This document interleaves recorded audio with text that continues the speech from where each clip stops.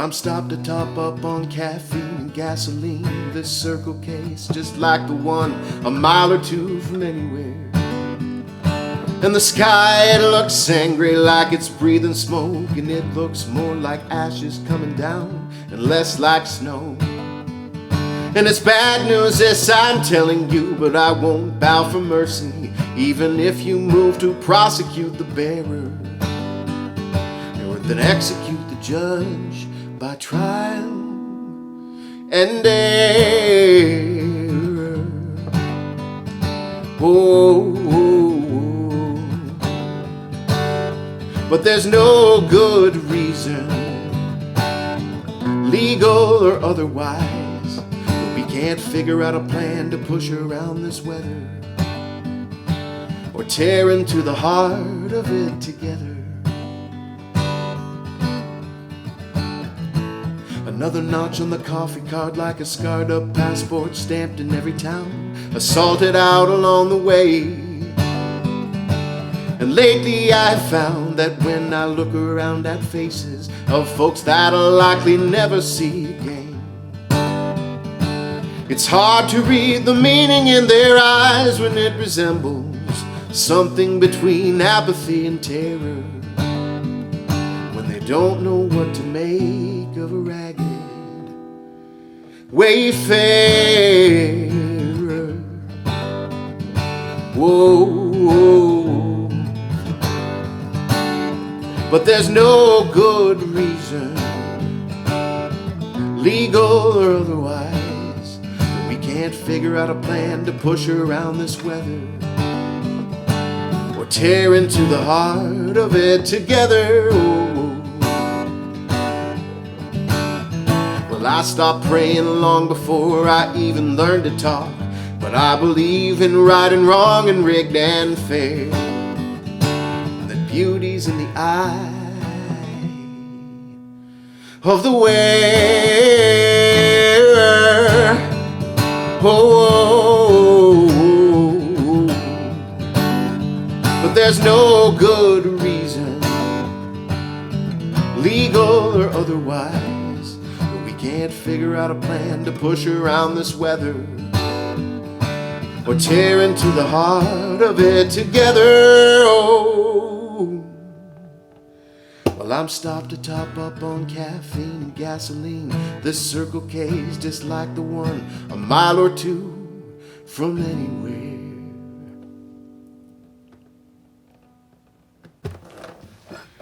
What is going on, friends? It is Colin, and after a one-day break, I'm back with another song and ramble. And yesterday I did post a video, but it was an instrumental piece, and I decided not to screw that up by talking afterwards. So I just let it go as is. Once again, it is late. The kids were up, and I didn't have the peace and quiet nor the time to sit down and record at an earlier hour. So once again, it'll be a fairly short conversation this evening. It was a good day today. Got a bunch of stuff done, but it was a long day, and the kids stayed up a little bit late again.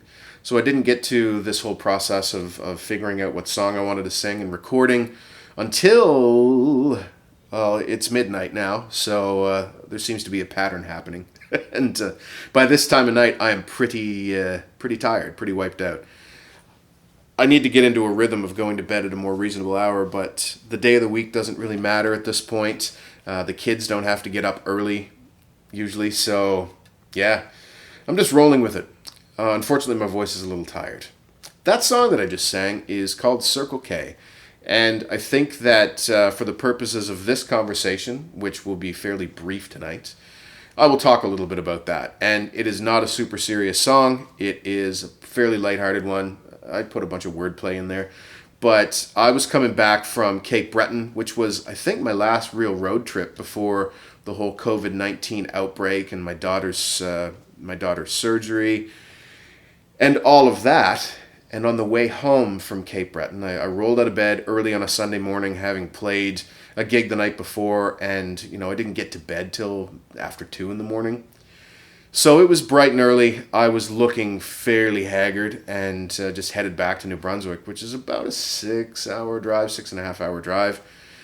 And I stopped at the Circle K in Sackville, New Brunswick, to get a coffee and gas, and those are very literally things that are talked about in that song.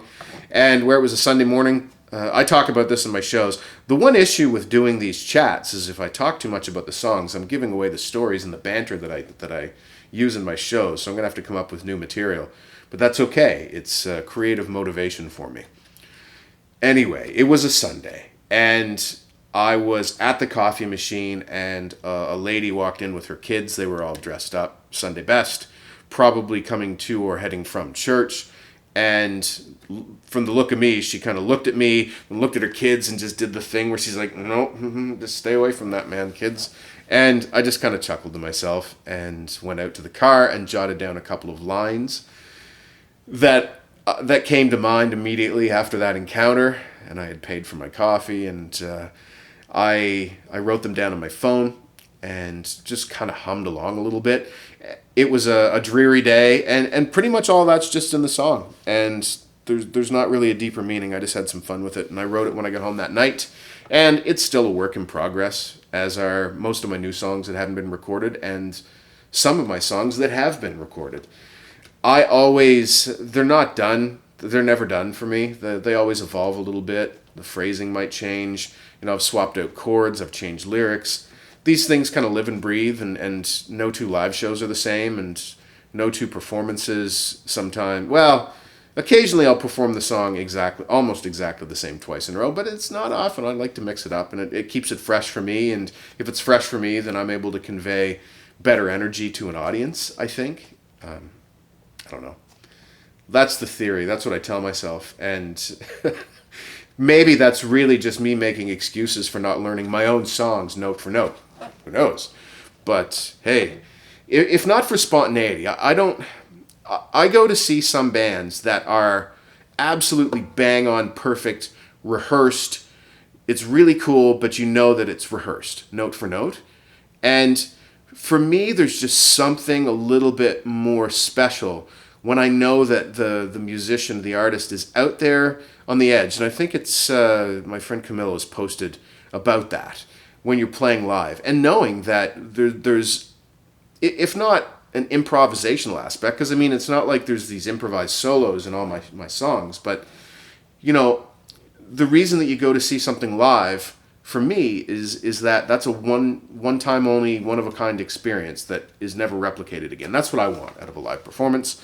And I've made different kinds of content over the years, from music to YouTube videos and whatnot. And the thing that I always do, whether this is my failing or not, is that I make content or perform or, conduct myself in a way that I would want to see as a fan if I went to a show. And that might mean that because of my particular tastes, that what I do is definitely not going to be for everyone, and I totally understand that. I'm not writing pop songs that are going to be universally accepted, and there are people that like some of my songs that don't like others, and I haven't posted them here in this series, but there are some songs that I've written that flat out offend some people, and that's okay too.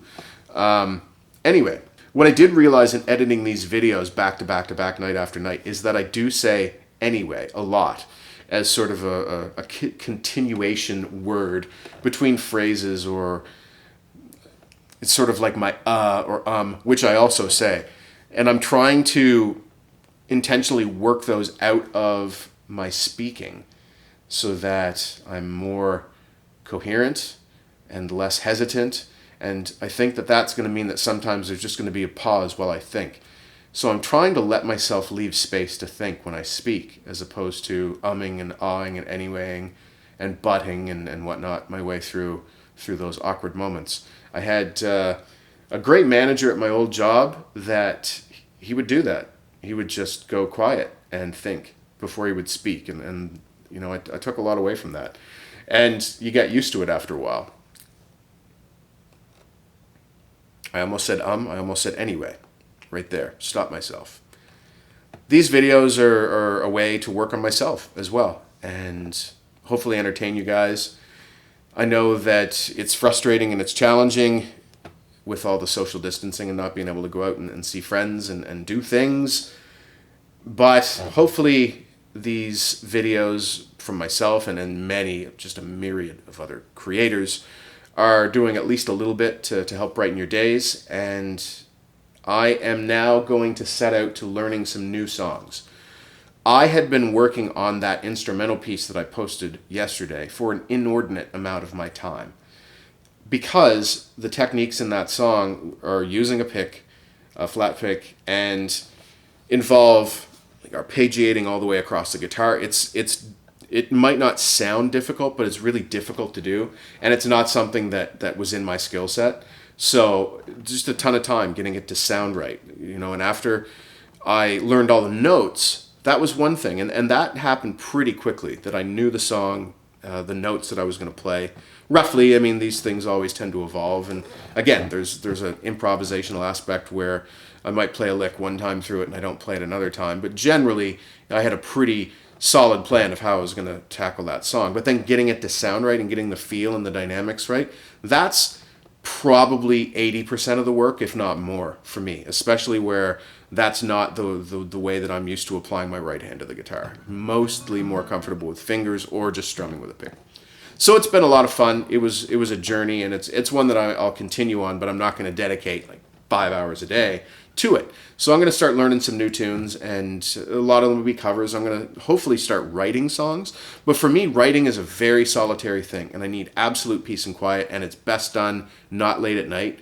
When I've said, when I'm worn out, I like to be fresh. So usually like afternoon is my best time for songwriting, and my wife and kids are here, and my wife is working. So she's the one putting most of the bread, like 90+% of the bread on the table right now. So to say, hun, like it would be really cool if you could let me just go be by myself and write songs, that's not going to happen. I wouldn't ask. And so I'm there for the kids, although they're pretty self-sufficient, but still, it doesn't work for me for songwriting right now. Maybe I'll get there, maybe I'll adapt. But for the moment, I'm going to learn a bunch of new stuff. Songs that I dig that I've been meaning to look at, and I'm going to be sharing them with you. Interspersed will be some of my original songs, and we're in this for the long haul, so it'll be a repertoire building exercise if nothing else. I appreciate all of you that have been watching these videos. If you like them, then please share them with your friends and get other people on board. That's the one thing that I can do during this downtime is try and build the following online and reach out to people that, once restrictions are lifted, I can go and see in person and play my music for them live, and I hope that they would want to hear it. So that's what I'm doing. My process, I think, that I'm going to do is, I messed it up before I even had the plan in place. I think that I'm going to do like a regular video like this, Monday, Tuesday, Wednesday, Thursday, and then have something special for Friday that I've been working on, and I'll actually use the weekends to prepare like the week's worth of content. And that'll give me some time alone in my studio here to create and think up some stuff and work on it. And my wife is always very supportive and happy to give me that time when she's not using this space as her office, which is absolutely very necessary. She has her job is busier than ever right now. So anyway, we're getting by, and that's going to be it for tonight. Talk soon.